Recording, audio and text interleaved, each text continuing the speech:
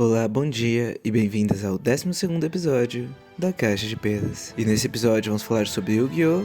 Viver e sobreviver. E para começar um pouquinho de contexto, Yu-Gi-Oh! Mangá, que virou um anime, depois virou um jogo de cartas. Mas é do anime que eu quero falar aqui. Do segundo anime, não desse primeiro, que é uma adaptação mais fiel ao mangá. Da segunda versão, feita para vender cartas. E que não se engane, apesar de seus muitos erros, ainda é um anime muito bom. Esse anime foi trazido para o ocidente pela 4Kids. E depende da sua idade, talvez você não conheça a lenda da 4Kids. Ela era uma empresa de licenciamentos estadunidense, que ficou conhecida por dublar e adaptar animes para os americanos. E muitas vezes as versões americanas desses desenhos que foram trazidas para o Brasil. Por isso a 4Kids foi muito conhecida por aqui também. O primeiro trabalho deles foi Pokémon em 1998, onde já podia se ver algumas 4Kidizadas, com adaptações americanizadas demais e censuras questionáveis. Talvez você lembre das lendárias censuras de One Piece. Foram eles também. Olha a bosta desse pirulito. Mas agora chega de rolar e vamos falar sobre...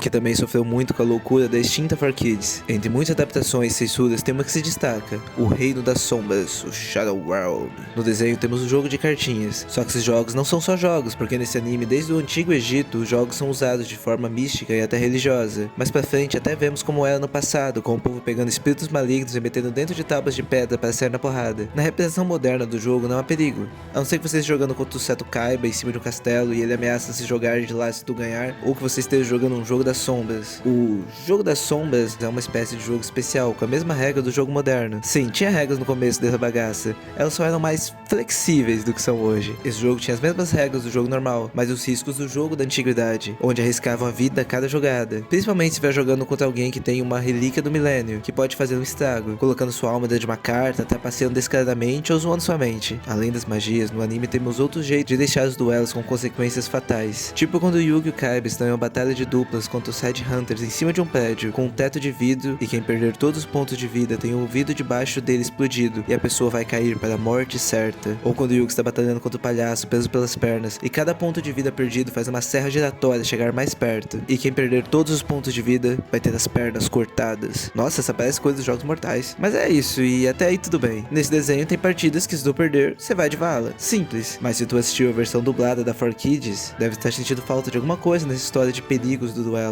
Cadê o famigerado Reino das Sombras, que eu falei antes? Tá, bora lá. Tem uma quantidade considerável de risco de morte e mortes nesse desenho, o que a 4Kids achou imperdoável. Como pode morte em um desenho para criança? Alguém pense nas criancinhas! Então decidiram tirar toda ou quase todas as menções de morte no desenho. Mas como não dava para simplesmente cortar tudo fora, porque essa é a parte indivisível do desenho, eles tiveram a grande ideia de criar o Reino das Sombras, o Shadow Realm, que é um lugar cheio de escuridão, onde a alma do povo vai quando perde um duelo das trevas. Olha, eles estão vivos, ninguém morreu aqui, só foram mandados para o Reino das Sombras. O jovem Merrick matou o próprio pai com a ponta da vara do milênio? Não, calma. Ele só mandou ele para o Reino das Sombras, onde sua alma vai ficar aprisionada na escuridão por toda a eternidade. Ou coisa parecida. O que? Esse cara que está junto com o Pegasus explorando foi pego em uma armadilha e caiu para a morte certa? Não, calma. Ele caiu em um portal para o Reino das Sombras. Cortar a perna fora de quem perder? Não, não, não, não. São discos de Reino das Sombras. Cair de uma altura alta pra cacete num duelo e morrer? Não, nada não. Tem um portal para o Reino das Sombras lá embaixo. O que nesse caso é um dos mais toscos, porque o cara trapaceia, tem um paraquedas, mas essa porra é um portal pro Reino das Sombras e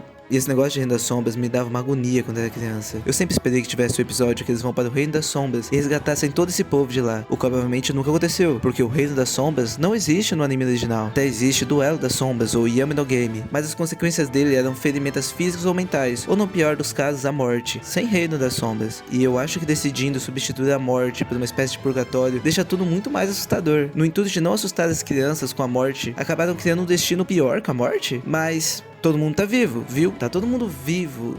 E aí eu lhe pergunto, estão mesmo? O que é estar vivo? Qual a diferença entre sobreviver e viver? E pelo segundo vídeo seguido vou citar a Bíblia. A vida para o catolicismo é um dos bens mais preciosos que temos. Lembra da música? Prova de amor maior não há que doar a vida pelo irmão. A vida é uma dádiva de Deus e tal. Agora vamos para João capítulo 10, final do versículo 10, onde Jesus fala: eu vim para que todos tenham vida e a tenham com abundância. Ou como colocado naquela música da comunhão: eu vim para que todos tenham vida, que todos tenham vida plenamente. Percebe que nessa parte Jesus deixa entender que só a vida não é o suficiente, mas sim a vida em abundância, que todos tenham vida plenamente. Só sobreviver não é o suficiente.